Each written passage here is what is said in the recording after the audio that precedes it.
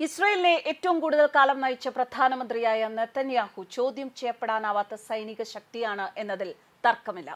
അക്രമോത്സുകനായ, വിട്ടുവീഴ്ചയ്ക്ക് സന്നദ്ധനല്ലാത്ത, കടുത്ത നിലപാടുകളുള്ള നേതാവിന്റെ ചിത്രം മധ്യ ഏഷ്യയുടെ ഭൂമിശാസ്ത്രം മാറ്റിവരച്ച കർക്കശക്കാരൻ്റെത്. ആരെങ്കിലും നിങ്ങളെ ഉപദ്രവിക്കാൻ ശ്രമിച്ചാൽ നിങ്ങളെ ആക്രമിക്കും മുമ്പ് അവരെ ആക്രമിക്കുക. അദ്ദേഹത്തിന്റെ ഈ വാക്കുകളാണ് ഇന്ന് ഇസ്രയേലിന്റെ സൈനിക നടപടികളുടെ അടിസ്ഥാന തത്വം. ബിബി എന്ന ചുരുക്കപ്പേരുള്ള നെതന്യാഹുവിന്റെ കാഴ്ചപ്പാടിൽ ശക്തിയുണ്ടെങ്കിലേ ശക്തർക്ക് മാത്രമേ അതിജീവിക്കാനാവൂ. ആ കാഴ്ചപ്പാടിനെ തൽക്കാലത്തേക്കെങ്കിലും ശരിവെക്കുന്നവയാണ് മധ്യപൂർവേഷ്യയിൽ ഇപ്പോൾ നടക്കുന്നത്. ഇപ്പോൾ തന്റെ ഇഷ്ടത്തിന് മധ്യപൂർവേഷ്യയുടെ ഭൗമ രാഷ്ട്രീയ ഭൂപടം മാറ്റി വരയ്ക്കുന്ന തിരക്കിലാണ് ബെഞ്ചമിൻ നെതന്യാഹു.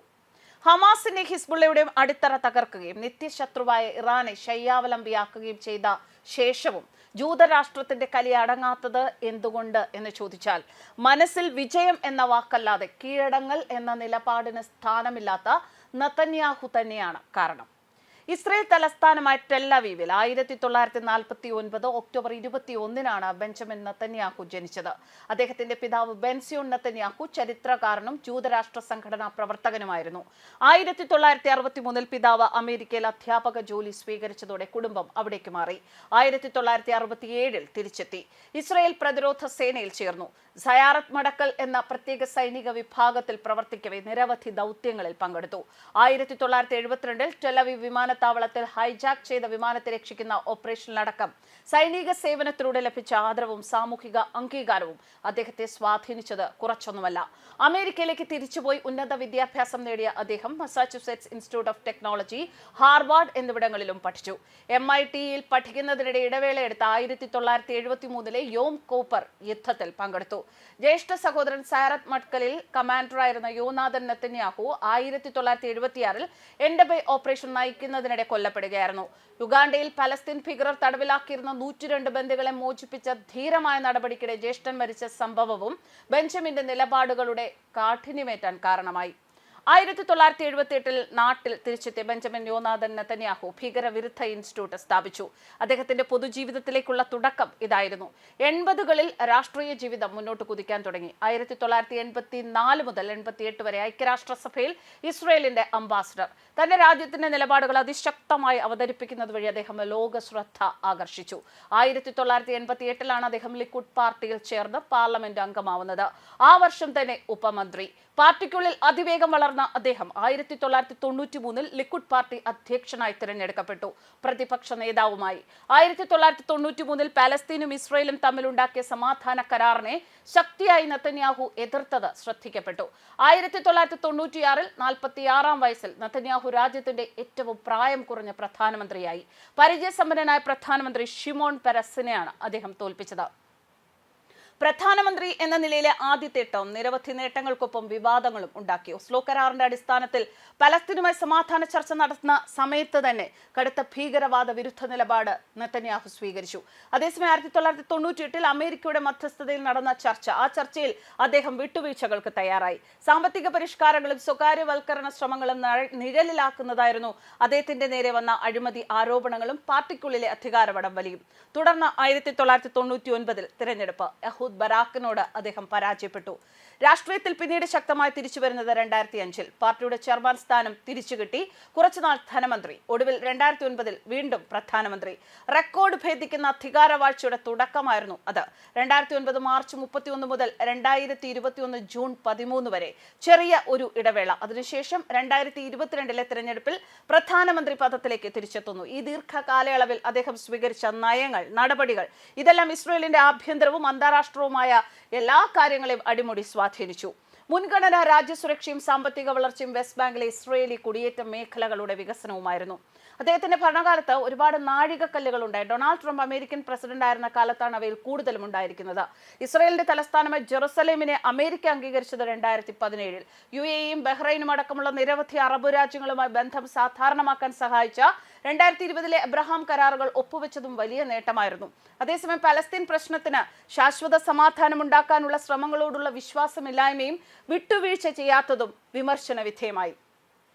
രാഷ്ട്രീയ ജീവിതത്തിൽ അഴിമതി ആരോപണങ്ങൾ കുറവായിരുന്നില്ല. 2019 വിശ്വാസവഞ്ചന, കൈക്കൂലി, തട്ടിപ്പ് തുടങ്ങിയ കുറ്റങ്ങൾ ചുമത്തി. മാധ്യമ മുതലാളിമാരും മറ്റു ബിസിനസ്സുകാരുമായി പരസ്പര ലാഭമുണ്ടാക്കുന്ന ഇടപാടുകൾ നടത്തി എന്നതായിരുന്നു നെതന്യാഹുവിനെതിരെ വന്ന ആരോപണങ്ങൾ. പലപ്പോഴും പല ആരോപണങ്ങളും രാജ്യത്ത് വലിയ തോതിലുള്ള പ്രതിഷേധങ്ങൾക്കും പ്രതിസന്ധിക്കും കാരണമായി. വകുപ്പ് ചുമതലകൾ കൈയൊഴിയാൻ അദ്ദേഹം പലപ്പോഴും നിർബന്ധിതനായി. പ്രധാനമന്ത്രിയെ തുടരുന്നെങ്കിലും രാഷ്ട്രീയമായ ചില നിലപാടുകൾ ഉപയോഗിച്ച് രാജ്യത്തെ സങ്കീർണമായ സാഹചര്യം കൈകാര്യം ചെയ്യാൻ നെതന്യാഹുവിന് സാധിച്ചു. അഴിമതി കേസിൽ മൊഴി നൽകാൻ ഈ അടുത്ത ദിവസം അദ്ദേഹം കോടതിയിൽ ഹാജരായിരുന്നു. ഇസ്രായേൽ അധികാരത്തിലിരിക്കുന്ന പ്രധാനമന്ത്രി ക്രിമിനൽ കോടതിയിൽ മൊഴി നൽകുന്നതും ആദ്യമായിട്ടാണ്.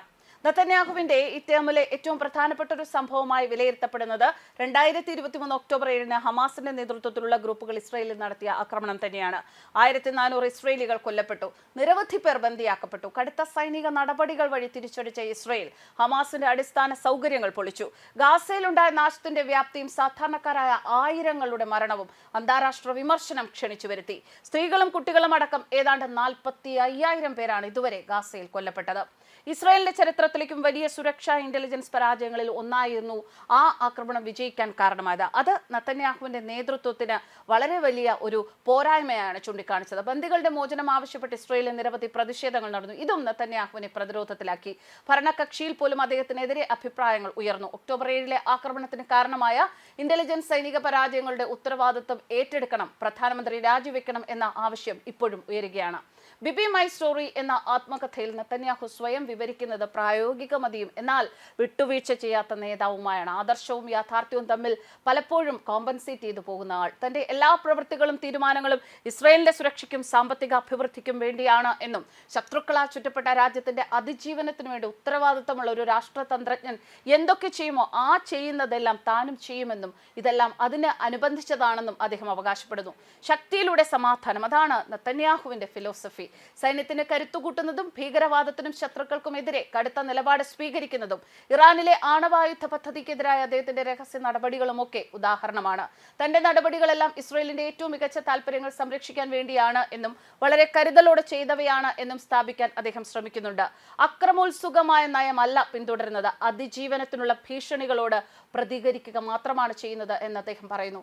നെതന്യാഹുവിന്റെ ഭരണകാലത്ത് ഇസ്രായേൽ അതിശക്തമായ സാമ്പത്തിക വളർച്ച കൈവരിച്ചു, നയതന്ത്രപരമായ വലിയ നേട്ടങ്ങൾ ഉണ്ടാക്കി. ഇപ്പോഴിതാ മധ്യപൂർവേഷ്യയിലെ ചോദ്യം ചെയ്യപ്പെടാനാവാത്ത സൈനിക ശക്തിയായിരിക്കുന്നു. പക്ഷെ അദ്ദേഹത്തിന്റെ മയമില്ലാത്ത നേതൃത്വ ശൈലി, താൻ പോരുമ, നിയമപ്രശ്നങ്ങൾ, ജനാധിപത്യത്തോടും ന്യൂനപക്ഷ അവകാശങ്ങളോടുമുള്ള പോസിറ്റീവ് സമീപനം, ഇതൊക്കെ നാട്ടിലും അന്താരാഷ്ട്ര തലത്തിലും അദ്ദേഹത്തിന് നൽകുന്ന പ്രതിച്ഛായ നല്ലതല്ല എന്ന വിലയിരുത്തലും ഉണ്ടായിരുന്നു. 2000 വർഷം ഭവനരഹിതരായിരുന്നു ജൂതജനത. ഇനി നാം ഒരിക്കലും ഭവനരഹിതരാകാൻ പോകുന്നില്ല. ജൂതജനതയുടെ എക്കാലത്തെയും തലസ്ഥാനമാണ് ജെറുസലേം. അത് മാറ്റമില്ലാതെ തുടരും. ഒരു തരത്തിലുമുള്ള വിട്ടുവീഴ്ചയ്ക്കും നെതന്യാഹു തയ്യാറല്ല. കഴിഞ്ഞ ഏപ്രിലിൽ സൈനിക നടപടിയെ തുടർന്ന് ഗാസയിലെ പ്രതിസന്ധി രൂക്ഷമായപ്പോൾ സിവിലിയന്മാരെ സംരക്ഷിക്കാൻ ഇസ്രായേലിന് അന്ത്യശാസനം നൽകിയിരുന്നു അമേരിക്കൻ പ്രസിഡന്റ് ജോ ബൈഡൻ. പക്ഷേ അതിനെന്ത് ഫലമാണ് ഉണ്ടായത് എന്ന് ലോകം കണ്ടു.